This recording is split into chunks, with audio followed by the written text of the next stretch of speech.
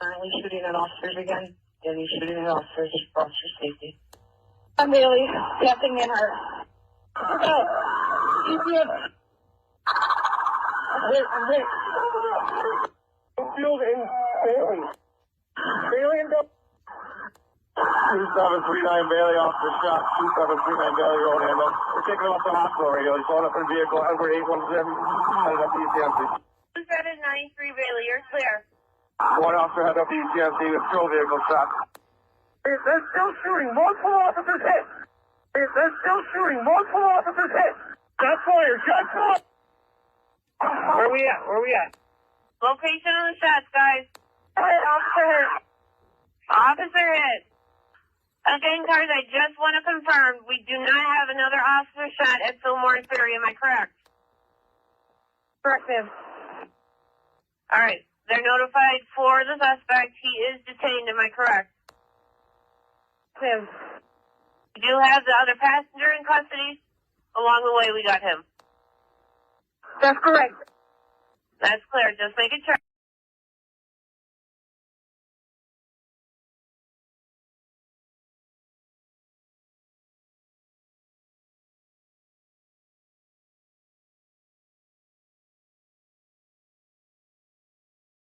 One of the police vehicles, again being shot at, an officer was struck, was hit through the police vehicle windshield, was struck multiple times.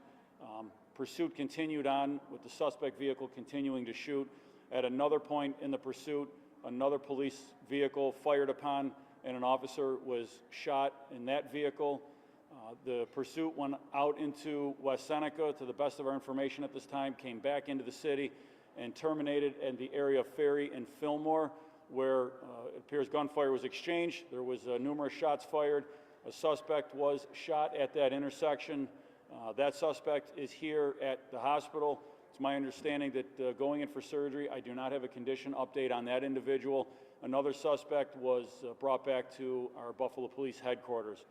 As the mayor said, we have a total of 3 police officers that have been shot. One went into surgery and we're happy to report is out of surgery and in stable condition at this time. We have 2 other officers that were shot. One was shot in his bullet-resistant vest, and the vest worked, thank God. The other officer was shot in the arm and the bicep and appears grazed in the ear as well, and he's in good spirits and he's doing well. These police officers are out there every day, trying to make this city safer, and they are going into gunfire, literally. They are going into the danger to make this community safer. They did their jobs. They did it with honor and respect today, and thank God that they are all going to go home.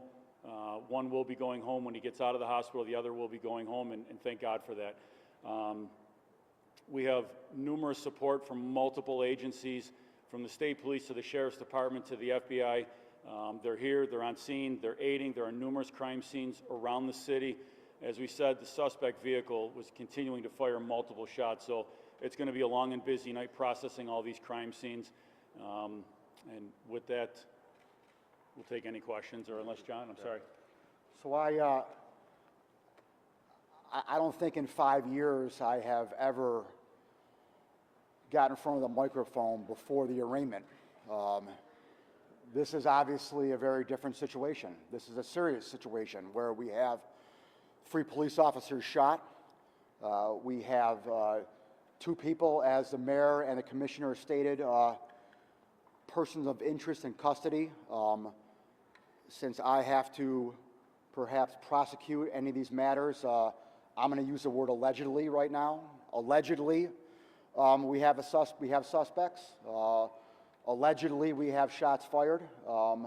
We have obviously a situation here that is very serious, and that is why I felt the need to speak on this before any arraignment.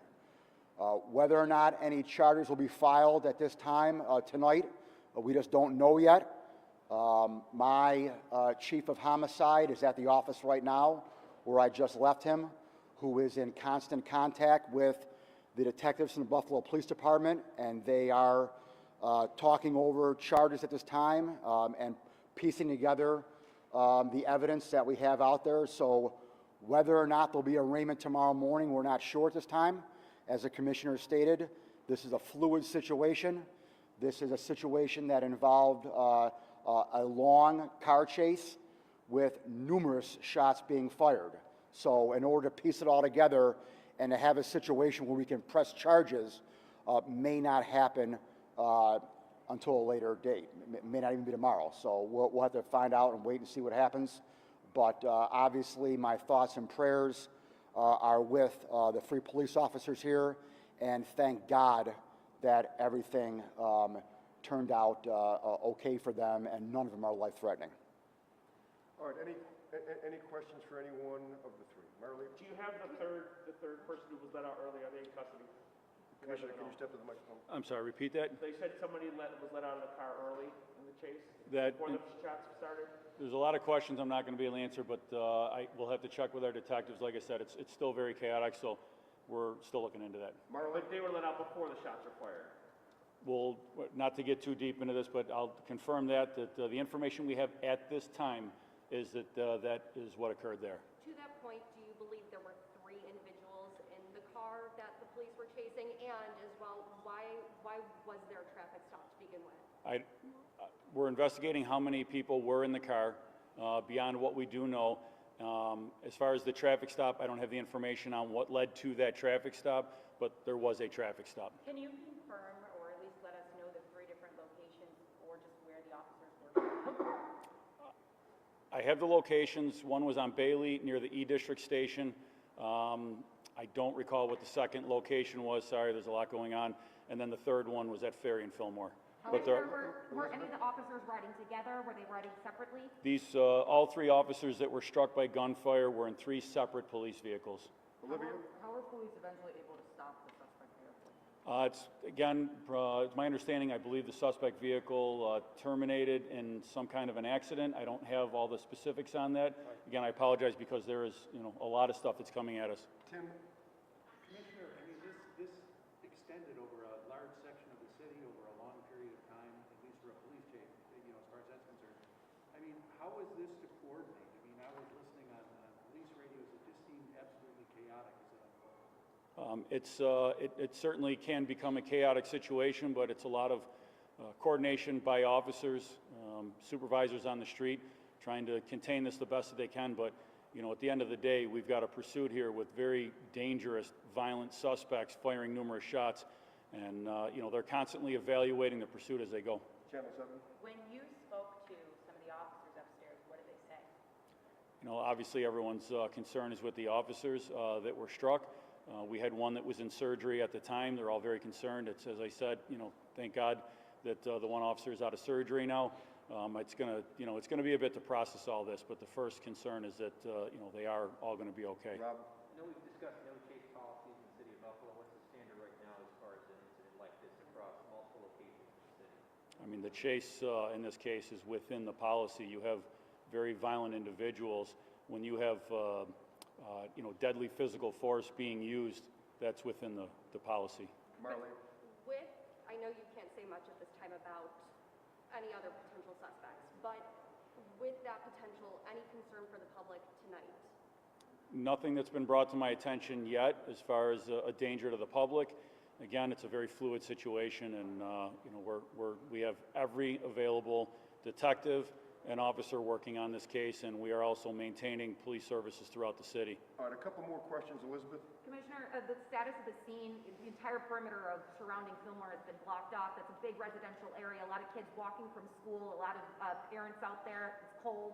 What's the status of it right now, and is it safe? Well, I think about the approximate time that over there was about 6:40-ish, so I'm not sure anybody would have been walking home from school at that time.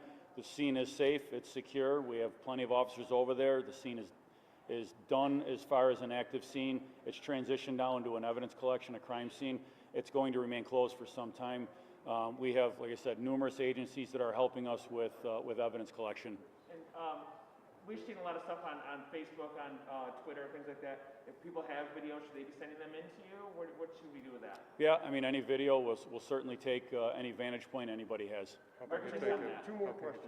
Where can they send it? They can contact our Buffalo Police, our homicide squad. They can call Buffalo Police headquarters, and then we'll coordinate getting that through our homicide, or any police officer for that matter in any district, and we can coordinate that. With how far-reaching this whole chase and incident was, is there any estimation of how many bullets were fired by either the suspects or police?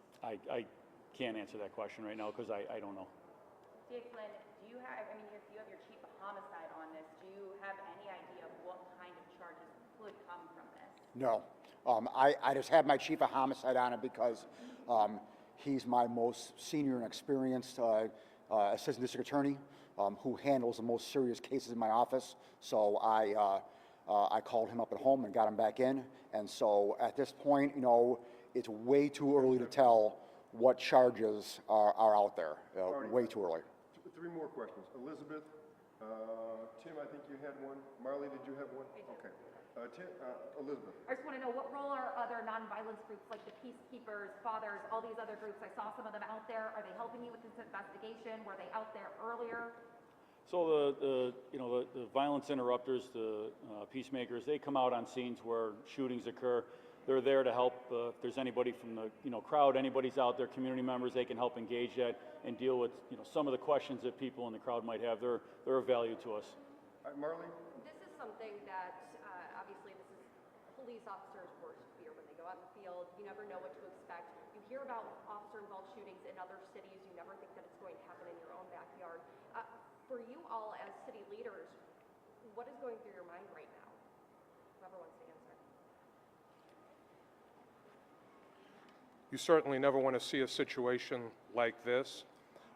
Shock when I got the call, concern about the condition of the police officers, concerned about community members,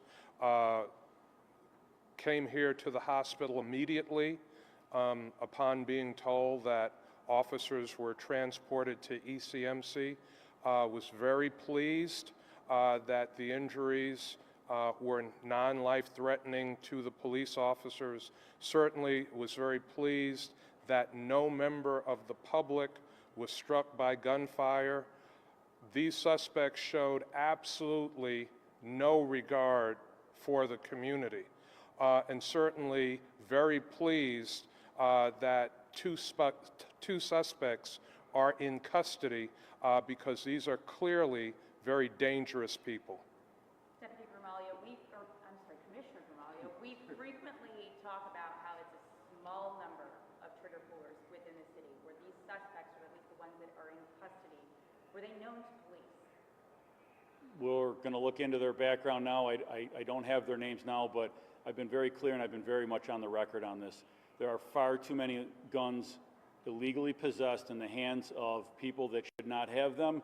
Our officers arrest a significant amount of people and take a significant amount of guns that are illegally possessed. They need to be prosecuted. The district attorney's office prosecutes them fully.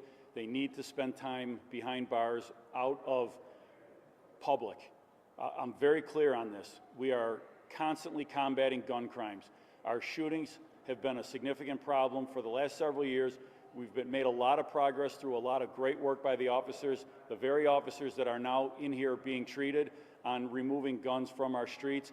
They need to spend time in prison. I'll be very clear on that. When gun defendants, and sometimes with multiple gun possession arrests, walk out of custody because they either have too low bail and sometimes are released without bail, that's a problem. That's a real problem. We are here to make our community safe, and we need the trigger pullers. We need those possessing guns behind bars. Last one. I know you said that no bystanders were hit, but is there any indication that any local businesses or homes were damaged? And if not, is that a relief considering how erratic this chase and firing sounds like it was? I have no information on, like I said, it's a lot of area to cover. There's going to be a lot of scenes processed, and I'm sure we're going to wind up with more tomorrow. Daylight hits, people might call. Thank God that, as the mayor said and the DA said, that no civilians were hit.